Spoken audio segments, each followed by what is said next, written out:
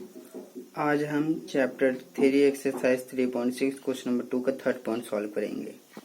Third point में दिया है रोही 300 किलोमीटर की दूरी पर स्थित अपने घर जाने के लिए कुछ दूरी रेलगाड़ी द्वारा कुछ दूरी बस द्वारा तय करती है। यदि वह 60 किलोमीटर रेलगाड़ी द्वारा शेष दूरी बस द्वारा तय करती है तो उसे 4 घंटे लगते हैं। यदि वह 100 किलोमीटर रेलगाड़ी से तथा शेष बस से तय करती है तो उसे 10 मिनट अधिक लगते हैं। रेलगाड़ी की और बस की चाल ज्ञात करना है, तो एक्स और वाई मान लेते हैं। तो जब हम इसको हल करेंगे तो माना रेलगाड़ी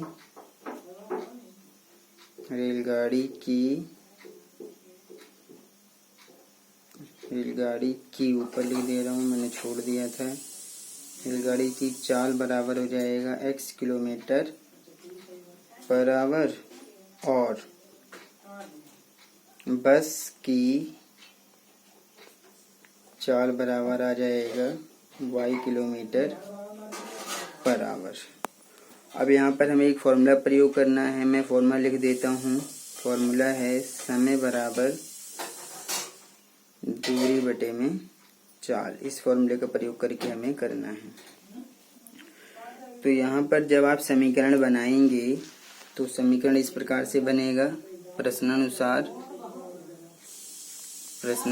जब समीकरण बनाएंगे तो आप देखेंगे कि उसने बोला है कि 300 किलोमीटर की दूरी है जो उसको तय करनी है। तो अब वो कुछ दूरी तो रेलगाड़ी से तय करती है और कुछ दूरी बस से करती है। तो अगर वो 60 किलोमीटर रेलगाड़ी से तय कर लेती है, हमें जो मान रखना है वो इस समीकरण के इस फॉर्मूले में रखना है। समय बराबर दूरी बटे 4। तो दूरी कितनी है 60 किलोमीटर, तो उसने रेलगाड़ी से तय कर लिया और रेलगाड़ी की चाल कितनी है x और फिर प्लस।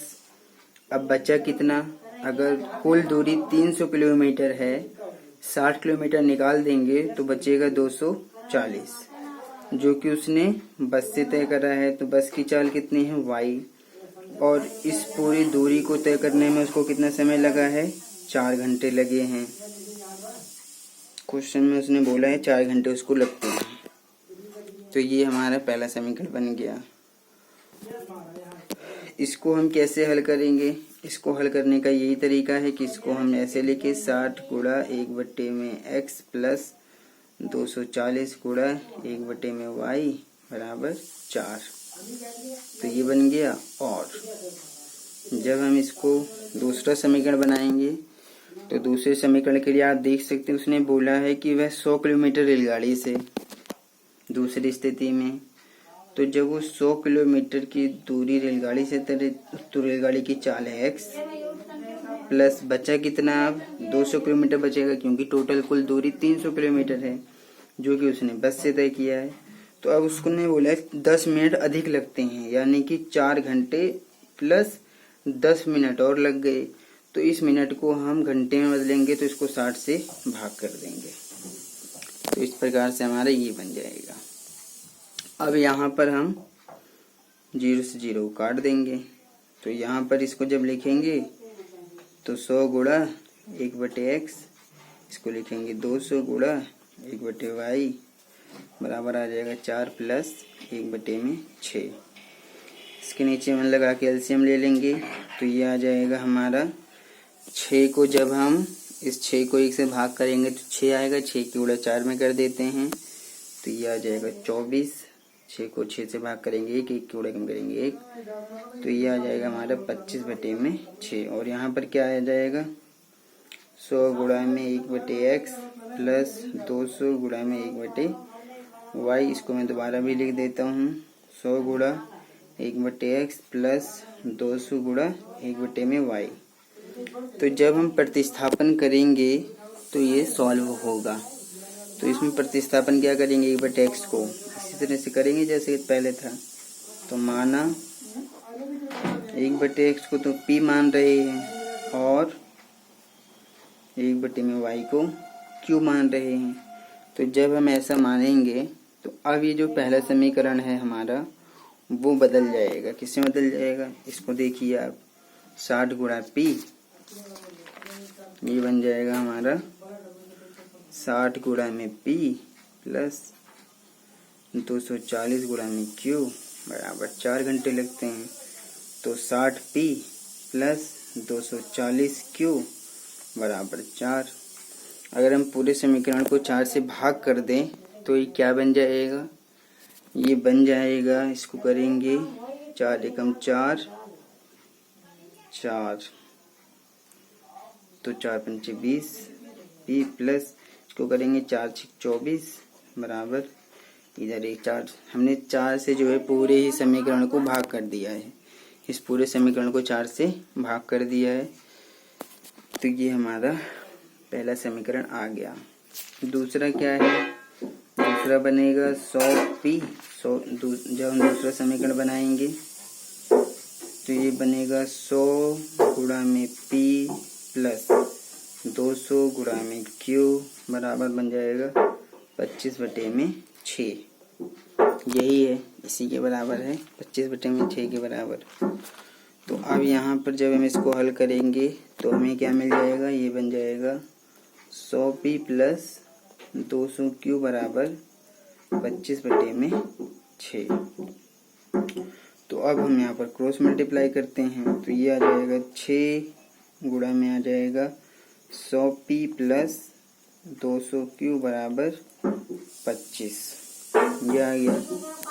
तो अब अगर हम 6 की गुणा इस पूरे में कर दें तो ये हमें क्या मिल जाएगा, ये मिल जाएगा 600p प्लस 6 दूनी 1200q बराबर 25। अब हमें इस पूरे को ही 25 से भाग करना है। जब हम इस पूरे को 25 से भाग करेंगे तो अब हमें क्या मिलेगा, अब मिल जाएगा 25 दूना 50, 25 चौक 100 प्लस इसको करते हैं तो 1200 को जब हम 25 से भाग करेंगे तो कितना आ जाएगा, यहाँ पर अगर हम 1200 को जब 25 से भाग करते हैं तो 4 बार जाता है, तो 1200 को 12 बार ले आना पड़ेगा, तो 12 चौक 48 q बराबर आ जाएगा 25 के।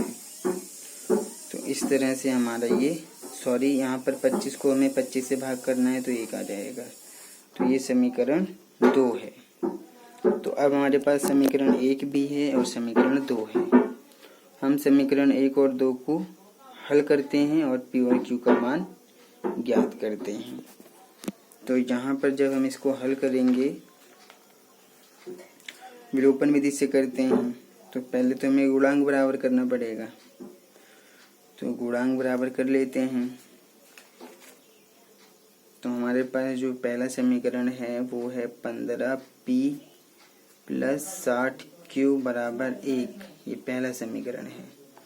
दूसरा है 24p प्लस 48q बराबर 1, ये दूसरा समीकरण है। तो जब हम इसको हल करेंगे तो यहाँ पर हम p के गुणांक या q के दोनों में से किसी एक के बराबर करेंगे तो काफ़ी बड़ा हो जाएगा ये, फिर भी देखते हैं।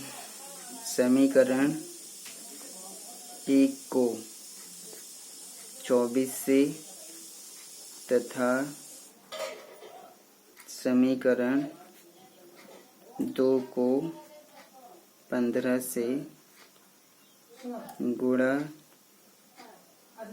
करने पर, तो जब समीकरण 1 को 24 से गुणा करेंगे तो ये क्या बन जाएगा, काफ़ी बड़ा जाएगा, हमें जो गुणा करके ही निकालना पड़ेगा। पहले मैं 24 को 15 से गुणा करता हूँ, तो जब मैं 24 को 15 से गुणा करूँगा तो ये आ जाएगा 5 चौक 20 की 0 हासिल 2, 5 में 10 और 2 12, 4 और ये 2 यानी कि 0, 4 और 2 6, 2 और 1 3, 360p आएगा। प्लस जब मैं 60 को 24 से गुणा करूँगा तो यह आ जाएगा 6 चौक 24 के 4 हासिल 2, 6 दूनी 12 और 2 14, यानी कि यह आ जाएगा 6 चौक 24 के 4 हासिल 2, 6 दूनी 12 और 2 14, यानी कि 1440 आ जाएगा। ये 1440 q। और जब मैं 24 को 1 में गुणा करूँगा तो 24 आ जाएगा। तो ये समीकरण 3 है।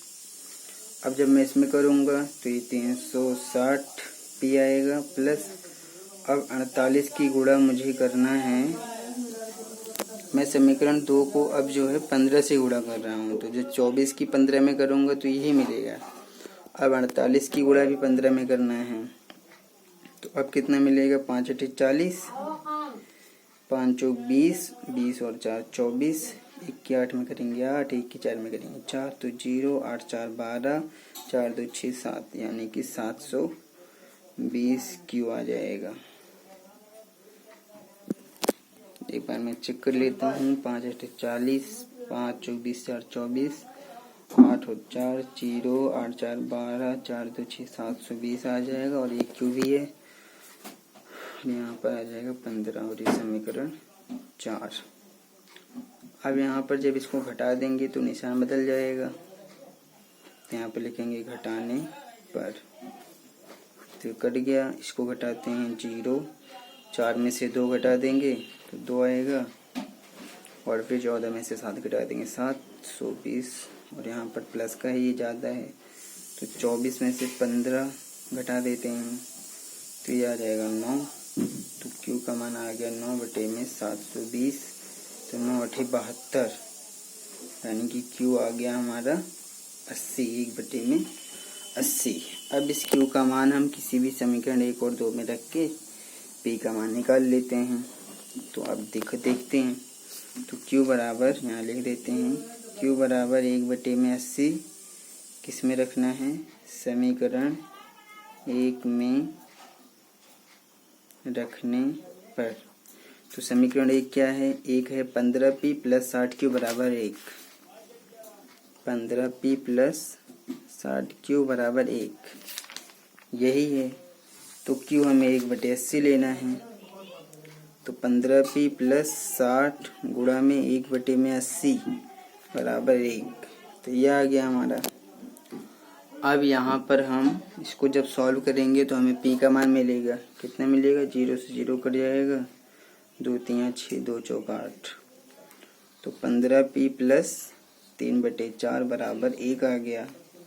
तो 15p बराबर आ जाएगा 1 - 3/4, एलसीएम लेंगे तो ये आ जाएगा 4 - 3, ये 15p घटा देंगे तो 1/4, क्रॉस मल्टीप्लाई करेंगे तो ये आ जाएगा 15 चौक 60p बराबर 1, तो p का मान आ जाएगा 1/60। अब हमने जो माना है उसमें रख देते हैं। क्या माना है, हमने माना है चूंकि 1/x को p माना है और 1/y को q माना है, तो 1/x p का मान है 1/60 और 1/y q का मान है 1/80 है। तो यहाँ पर x का मान 60 मिलेगा जब क्रॉस मल्टीप्लाई करेंगे, और यहाँ जब क्रॉस मल्टीप्लाई करेंगे तो y का मान आ जाएगा 80। तो रेलगाड़ी की चाल को x माना है और बस की चाल को y माना है। तो अब यहाँ पर क्या लिखेंगे, अतः रेलगाड़ी की चाल x माना है, यानी कि 60 किलोमीटर/आवर, और बस की चाल y माना है तो y का मान 80 है, 80 किलोमीटर/आवर।